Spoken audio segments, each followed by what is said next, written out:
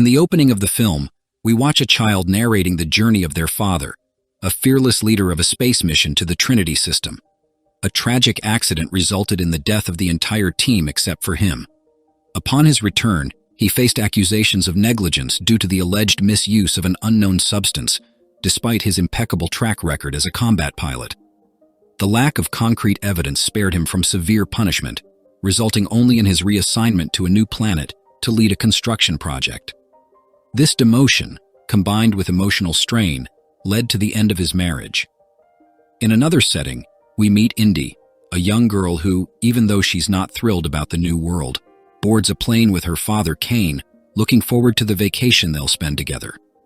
Despite her reservations about the location, the joy of spending time with her father outweighs any discontent. After some leisure time, Kane leaves Indy with a babysitter, and we soon discover that the planet serves as a penal colony where Earth prisoners are forced to build infrastructure without any compensation. At dawn, Kane is updated on the construction progress and receives an adorable message from Indy. However, as he tries to respond, an abrupt power outage cuts off all communications. Meanwhile, we are introduced to General Linux at a military base, learning that the company Exor is responsible for the secretive planet construction project. A complication arises. A lethal creature, the product of Exor's experiments, escapes from confinement. Colonel Michaels reports the incident to General Linux, suggesting an evacuation to protect the population. However, concerned that the scandal could destroy Exor, Linux decides to keep everything under wraps. She convenes a meeting with the troops and spreads the false news that the prisoners have been infected by a deadly virus. Reluctantly, they implement Protocol 84, a drastic measure to force the prisoners' surrender and contain the supposed viral threat, prohibiting any military contact with the civilian population. This decision puts Kane on high alert, worried about Indy's safety, as she's in the center of the city of Osiris. He returns to his quarters, desperate for news about his daughter, but with communications still down, he finds himself unable to make any contact. Soon after, someone knocks on Kane's door. It's Colonel Michael, who came to expose the official version of the facts propagated by General Linux. He explains that the story of the deadly virus was a cover-up to hide the real cause of the chaos, a creature named Ragged, the result of Exor's secret experiments. The feared Protocol 84, an extreme strategy, was activated not to contain a virus, but to erase all evidence of these disastrous experiments by destroying the entire colony. Kane decides he must take action to rescue his daughter Indy, who is in the center of the city of Osiris. He attempts to leave the fleet center stealthily, but is quickly detected by the control room, which, to prevent his escape, dispatches a pilot with orders to shoot down his aircraft. Kane, a skilled pilot, initially manages to evade the attack, but his plane is damaged and he ends up crashing into a river. The impact leaves him unconscious. A man named Lombrock, a prisoner who had managed to escape, rescues Kane from the river. When Kane regains consciousness, he finds himself at gunpoint, with Lombrock demanding to know his intentions. Pressured, Kane repeats the fabricated story created by Linux about the prisoner escape. Lombrock, well aware of the reality of the prison system he had escaped from, is skeptical and sees through the lie. With no other option, Kane decides to trust Lombrock and tells him the truth about his desperation to save Indy, revealing that in less than a day, a massacre will be initiated by the army. Seeing an opportunity, Kane makes an offer. If Lombrock helps him reach the city of Osiris and save his daughter, he will grant him access to a bank as a reward. Lombrock, despite the circumstances, accepts the deal.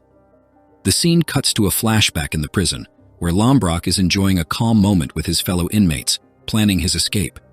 One of Lombrock's friends doubts they can escape from the fortress, but Lombrock mentions Carmel, a prisoner who had escaped from solitary confinement. Motivated, they decide to cause a disturbance to be sent to the same place and identify the possible escape route Carmel used. The plan is set in motion during lunch when Lombrock incites a brawl. The uproar attracts the prison chief, Mordain, and his troops, who, instead of intervening, order the prisoners to fight to the death.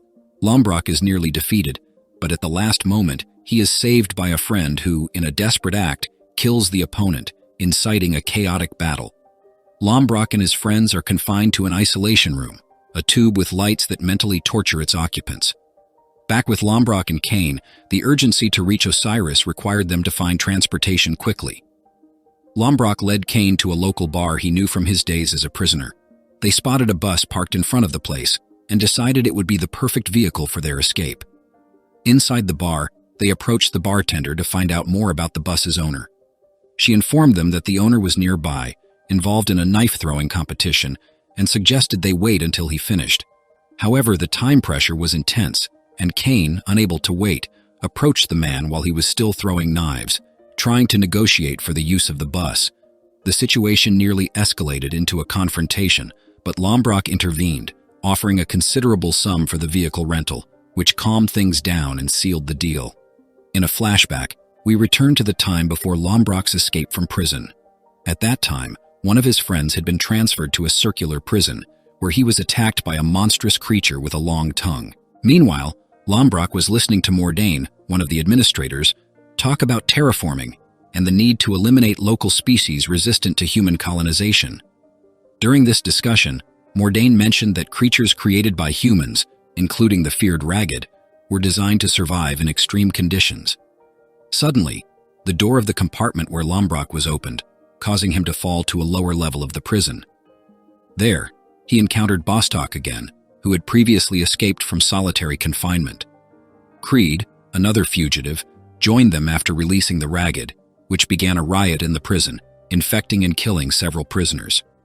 Driven by a desire for revenge for his infected friend, Bostock wanted to confront Moran, the cruel prison warden. While Creed and Bostock decided to head for Osiris, Lombrock chose to go to Opera, showing a divide in their objectives.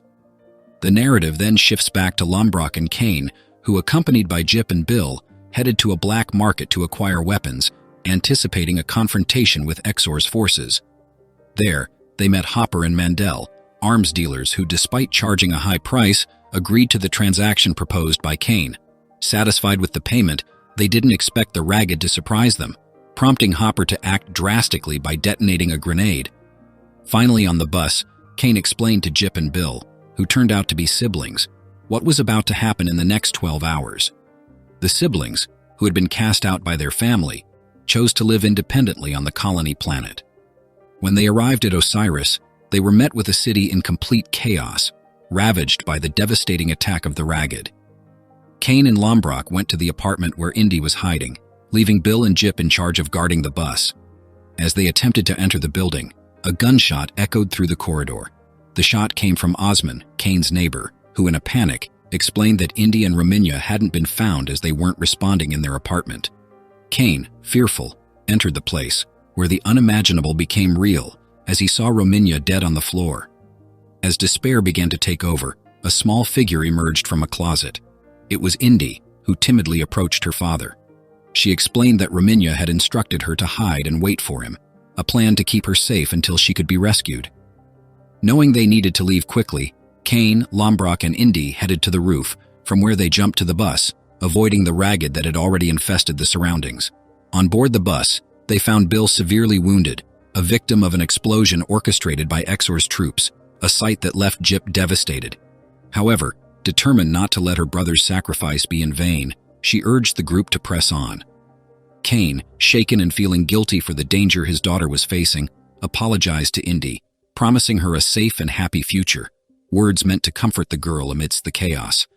However, Kane's promise was brutally interrupted when an Exor plane unexpectedly appeared, firing at the bus. Jip and Kane were fatally struck, leaving Lombrock with a trail of sorrow and the sole responsibility of saving Indy. With time running out and a heavy heart, he led her to the promised bunker, meant to be a safe refuge. Inside the bunker, safety seemed like an illusion when a Ragged attacked them, injuring and infecting Lombrock. Yet with his remaining strength, he struggled to ensure that Indy was protected in a secure corner of the bunker. As he did so, the Exor executed the Dark Protocol 84, a final act that wiped out all colonies in an effort to eradicate any traces of survivors and evidence. As Lombrock's transformation drew near, the danger of him becoming a Ragged grew imminent. Aware of the risk he posed to Indy, he begged her to find something sharp. His wish was to end his own life to avoid becoming a threat to her. However, Indy refused to comply with his request, as Lombrock was all she had left, her only protector and companion in this chaotic world. The narrative then delves into Lombrock's tragic past, revealing a decisive moment that shaped his destiny.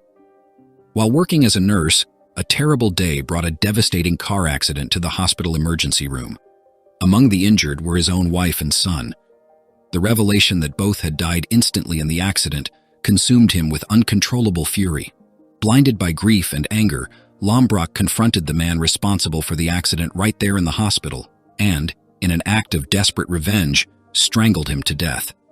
Back in the present, at the cave serving as the bunker entrance, the atmosphere was tense. As Indy and Lombrock hid, two astronauts appeared to investigate the area. Upon noticing the presence of the transmitter, they also spotted Indy, disguised in attire similar to theirs.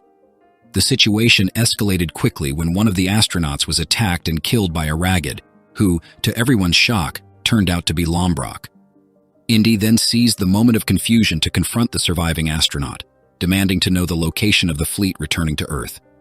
Under Indy's threat, the astronaut, fearing for her life, agreed to help them. Indy and the transformed Lombrock were covertly taken aboard the astronaut's plane to the fleet, potentially a safe refuge away from the chaos of the doomed planet. If you enjoyed this movie, then I recommend watching this other one here as well. I guarantee you'll like it. See you there.